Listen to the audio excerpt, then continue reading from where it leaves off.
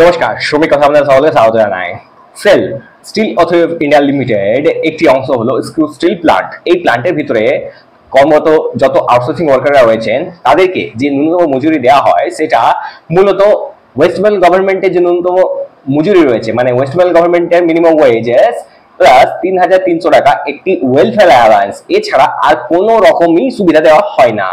এই ক্ষেত্রে যে ন্যূনতম মজুরিটা রয়েছে সেই মজুরিটা আনস্কিল্ড, সেমি স্কিল্ড, স্কিল্ড এবং হাইলি স্কিল্ড ওয়ার্কারদের ক্ষেত্রে 4 রকম ভাগে ভাগ করা আছে। এইবার কথা হচ্ছে, এই যে মজুরিটা আছে এই মজুরিটা আপনি কি করে জানবেন যে আপনি কোন ক্যাটাগরির মধ্যে রয়েছেন? আনস্কিল ক্যাটাগরি না, সেমি স্কিল ক্যাটাগরি না, স্কিল ক্যাটাগরি না, হাই স্কিল ক্যাটাগরি।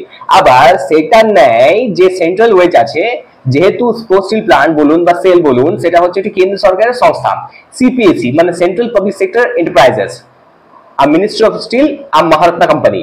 এই ক্ষেত্রে সেখানে ওয়েস্ট বেঙ্গল গভর্নমেন্টের যে মিনিমাম ওয়েজেস আছে সেইটাকে না দিয়ে যদি সেন্ট্রাল গভর্নমেন্টের মিনিমাম ওয়েজেস আছে সেটার সাথে 3,300 টাকা ওয়েলফেয়ার অ্যালাউন্স প্লাস আদার অ্যালাউন্স, মানে আপনি মনে করতে পারেন হয়তো ট্রান্সপোর্ট অ্যালাউন্স, ক্যান্টিন অ্যালাউন্স ইত্যাদি যদি দেওয়া হয় তাহলে ন্যূনতম যে মজুরিটা রয়েছে সেটা অনেক গুণ বেড়ে যায়।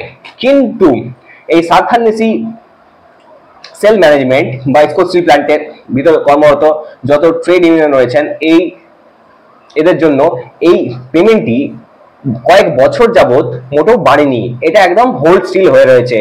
সেই জায়গাতেই দুর্গাপুর স্টিল প্ল্যান্টে, যেটা ডিএসপি রয়েছে মাত্র 40 কিলোমিটার দূরে আমাদের পশ্চিমবঙ্গ রাজ্য সরকারের ভিতরেই, সেখানে যে ন্যূনতম মজুরি রয়েছে সেটা এর থেকে অনেকটা বেশি, একটা 5,000 টাকার মতো একটা ফারাক এখানে দেখা দেয়।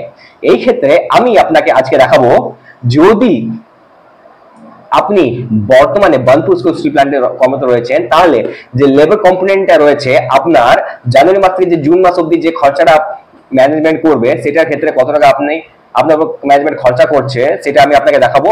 এর সাথে সাথে আপনাকে আমি এটাও দেখিয়ে দেবো, যদি ওয়েস্ট বেঙ্গল গভর্নমেন্টের যে মিনিমাম ওয়েজেস আছে সেটাকে না দিয়ে কেন্দ্র সরকারের যে মিনিমাম ওয়েজেস আছে সেটা প্লাস তার সাথে কিছু অ্যালাউন্সেস যদি যোগ করা হয়, যেমন ওয়েলফেয়ার অ্যালাউন্স রয়েছে প্লাস আরো কিছু যদি অ্যালাউন্স যোগ করা হয়, তাহলে যে আপনার ন্যূনতম মজুরিটা রয়েছে সেই ন্যূনতম মজুরিটা আপনার অনেকাংশেই বেড়ে যাবে। সেটা হয়তো ডিডাকশনের পর আপনি একটা ভালো স্যালারি পেতে পারেন। এই ক্ষেত্রে আপনার স্যালারিটা আনস্কিল্ড ওয়ার্কারের ক্ষেত্রে মোটামুটি একটা অনুমানমূলক আমি বলতে পারি 16,000 থেকে স্টার্টিং হবে। এবার 16,000, 17,000, 18,000, 19,000 এরকম একটা ভাগ কিন্তু দেখা দেবে। এছাড়াও এই স্যালারিটা এর থেকেও বেশি যেতে পারে। এবার ডিপেন্ড করে যে ম্যানেজমেন্ট কিরকম ভাবে আপনাকে স্যালারিটা দিচ্ছে বা কিরকম ভাবে পোর্টফোলিওটা বানাচ্ছে। তাহলে চলুন দেখে নেওয়া যাক। এটার জন্য আমি আপনাকে একটা খাতায় লিখে রেখেছি, সেটা আমি আপনাকে দেখিয়ে দিচ্ছি। দেখানোর আগে আমি আপনাকে একটা বলতে চাই, যদি চ্যানেল আপনি নতুন এসেছেন তো চ্যানেলটি অবশ্যই সাবস্ক্রাইব করুন, পাশে যে নোটিফিকেশন বেলটা আছে ওটাকে অল ক্লিক করে দিন। আমি এরকম অনেক ইনফরমেটিভ ভিডিও আগামী দিনেও নিয়ে আসবো। তার জন্য ভিডিওটি সম্পূর্ণরূপে শুরু করা যাক। দেখুন এই জায়গাটা আপনি দেখতে পাচ্ছেন, এখানে লেখা রয়েছে Steel Authority India Limited steel plant Burnpur, এজার কন্ট্রাক্ট লেবার সেল। এটা একটা circular amendment labour component for the job contracts 1 তারিখ 1 মাস 2025 থেকে 30 তারিখ 6 মাস 2025। এই দেখুন 13 তারিখ এটাকে রিলিজ করা হয়েছে। এবার আনস্কিল ওয়ার্কার যদি হিসেবে আপনি কাজ করছেন তা আপনার পিছনে কোম্পানি খরচা করছে 645 টাকা 90 পয়সা, সেমি স্কিলের ক্ষেত্রে 696 টাকা 99 পয়সা, আবার স্কিল বা ক্লেরিক্যালের ক্ষেত্রে 753 টাকা 33 পয়সা, আবার হাইলি স্কিলের ক্ষেত্রে 816 টাকা 21 পয়সা। এই ক্ষেত্রে এটা ডিপেন্ড করে কি আপনি কোন জায়গাতে কাজ করছেন, আপনার কাজের যে নেচারটা কি রকম। এবার দেখুন এখানে ক্যাটাগরি অফ কন্ট্রাক্ট ওয়ার্কস, এই দেখুন বেসিক প্লাস দিয়ে মিনিমাম যে ওয়েজেস দিয়েছে সেটা দিয়েছে দেখুন 10,200, এটা 12 না, এটা 10,218 টাকা হবে, ঠিক আছে। এরপর দেখুন ডেইলি ওয়েজেস, এই দেখুন 393 টাকা, আপনার পিএফ কাটছে 13%, 51 রুপিস 9 পয়সা। আবার দেখুন ওয়েলফেয়ার অ্যালাউন্স যেটা রয়েছে 126 টাকা 99 পয়সা, আর বোনাস রয়েছে অ্যাটেন্ডেন্সের 32 টাকা 74 পয়সা। আবার দেখুন হলিডেজ এর জন্য আপনার 5 টাকা 37 পয়সা করে কেটে রাখা হচ্ছে। আবার এখানে দেখুন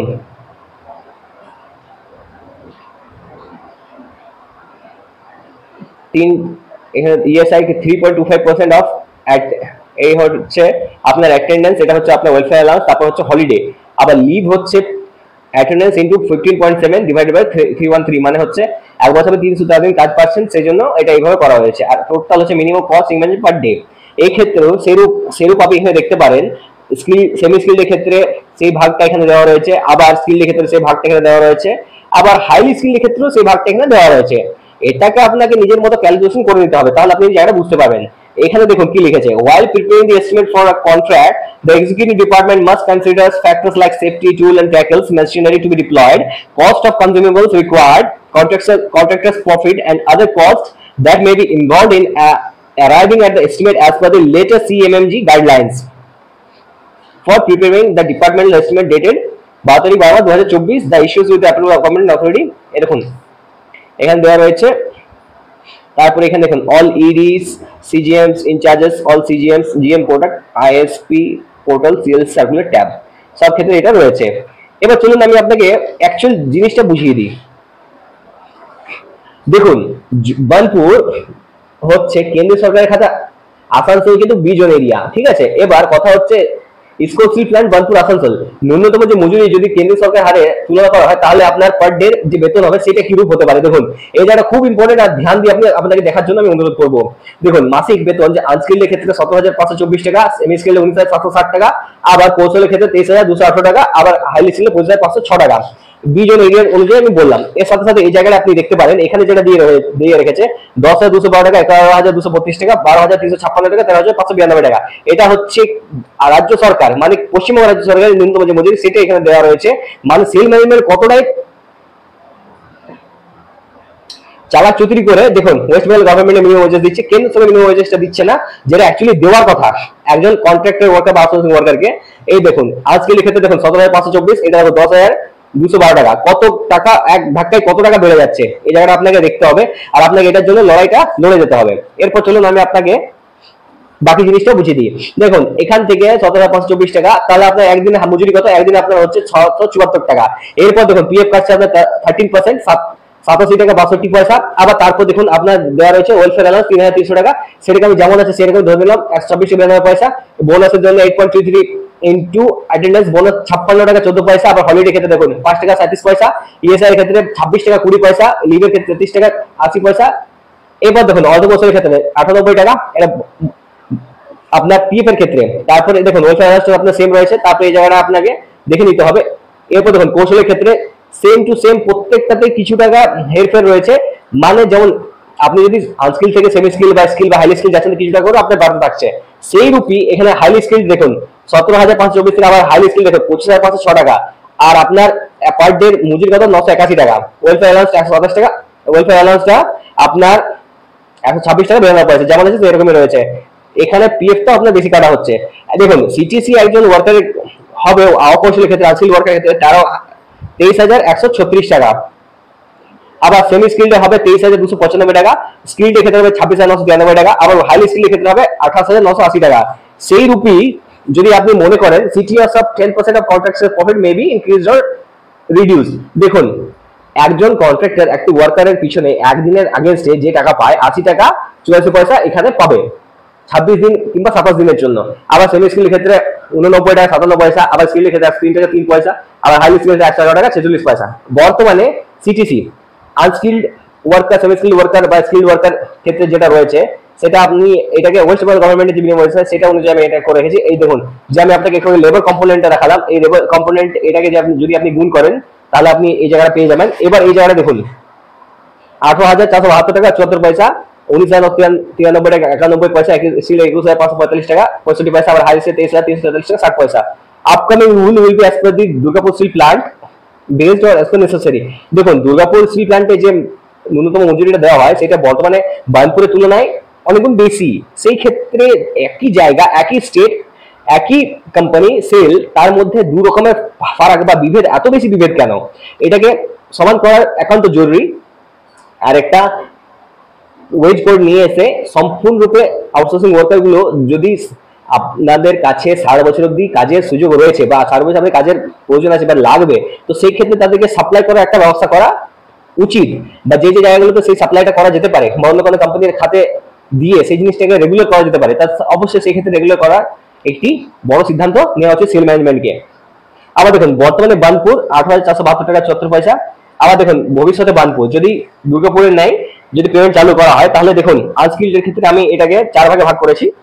যেমন unskilled, semi skill, skill, highly skill 4 ভাগে ভাগ করেছি। তাহলে দেখুন 23,136 টাকা 91 পয়সা, আবার দেখুন 19,991 টাকা 91 পয়সা থেকে 23,295 টাকা।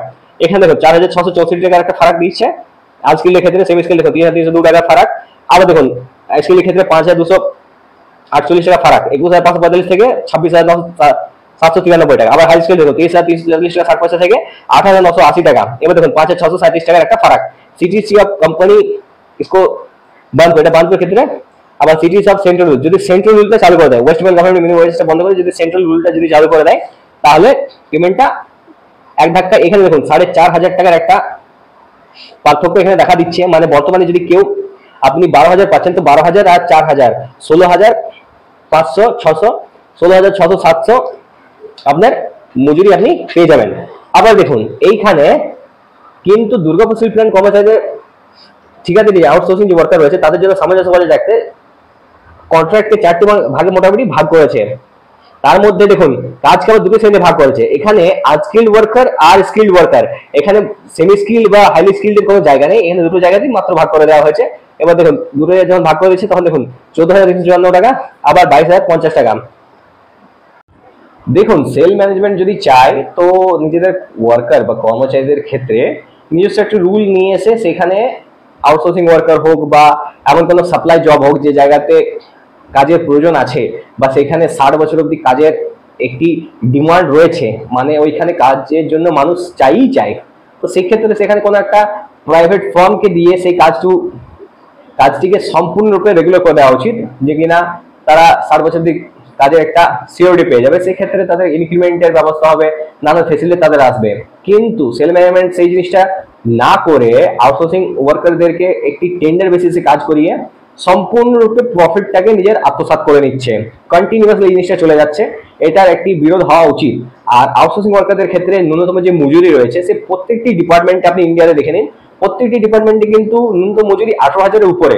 কিন্তু সেল স্কোর প্ল্যান্ট বলুন বা সেলের আলাদা যে প্ল্যান্টগুলো রয়েছে তাদের মধ্যে এই বিভেদ যেটা রয়েছে সেটা কিন্তু খুবই একটি খারাপ ওয়ার্কপ্লেস বা খারাপ কাজের অরাজকতার সৃষ্টি করে। এই ক্ষেত্রে আমি যত সেলের এমপ্লয় রয়েছে, যেখানে আউটসোর্সিং ঠিকাদারি কর্মচারীরা রয়েছেন বার্নপুর স্টিল প্ল্যান্টের ভিতরে, তাদেরকে আমি অনুরোধ করব অবশ্যই নিজেদেরকে সজাগ করুন। দেখুন কোন জায়গাতে আপনার ভুল হচ্ছে বা কোন জায়গাতে আপনাদের ঘাটতি দেখা দিচ্ছে। এক্ষেত্রে একটা জিনিস মনে রাখতে হবে, সেল ম্যানেজমেন্ট নিজের স্বার্থের জন্য আউটসোর্সিং ওয়ার্কারদেরকে শোষণ যে নীতি চালিয়ে যাচ্ছে সেই নীতিটা কোনোদিন বন্ধ হবে না। সেটাকে আপনাকে নিজেদের ইউনিয়নের ব্যবহার করে সেটাকে বন্ধ করতে হবে। আরেক ক্ষেত্রে আরেকটা জায়গা রয়েছে, দেখুন ইউনিয়নের ক্ষেত্রে বনপুরে ইউনিয়ন রয়েছে 5টা। এর মধ্যে আপনাকে একটা খুব সহজভাবে আপনাকে বুঝে নিতে হবে, অতি সন্ন্যাসীতে গাজন নষ্ট, এই যে কথাটি আমরা চলতি ভাষায় শুনে থাকি সেটা কিন্তু বাস্তব। এখানে সেই কারণে পেমেন্টটি অনেক ক্ষেত্রে বাড়ছে না। আবার আরেকটা জায়গাতে আরেকটা কথা আমরা শুনে থাকি, লঙ্কায় যে যায় সেই রাবণ, সেই ক্ষেত্রে সেই জিনিসটাও আমাদেরকে মেনে নিয়ে চলতে হবে। এবার আগামী দিনে দেখতে হবে যে এই সেল ম্যানেজমেন্ট কতদূর আউটসোর্সিং ওয়ার্কারদের জন্য কিছুটা উন্নতির দিকটা দেখে নিচ্ছে। কেননা 2026 সাল থেকে 8 পে কমিশন জানুয়ারি মাসে লাগু হয়ে যাবে। ওই ক্ষেত্রে যে আউটসোর্সিং ওয়ার্কারদের যে ন্যূনতম মজুরি এখন বর্তমানে রয়েছে সেই মজুরিটা যদি 25-30 হাজার টাকা না হয় তাহলে কিন্তু জীবনশৈলীটা খুবই ধীর গতিতে এগোবে, সাধারণ জীবনটা পালন করতে কিন্তু অক্ষম হয়ে যাবে সাধারণ মানুষ। যদি ভিডিওটা আপনার ইনফরমেটিভ লেগে থাকে তো অবশ্যই চ্যানেলটি সাবস্ক্রাইব করুন, পাশে নোটিফিকেশন বেলটা আছে ওটা কল ক্লিক করে দিন। আমি এরকম ইনফরমেটিভ ভিডিও আগামী দিনেও নিয়ে আসবো। ধন্যবাদ।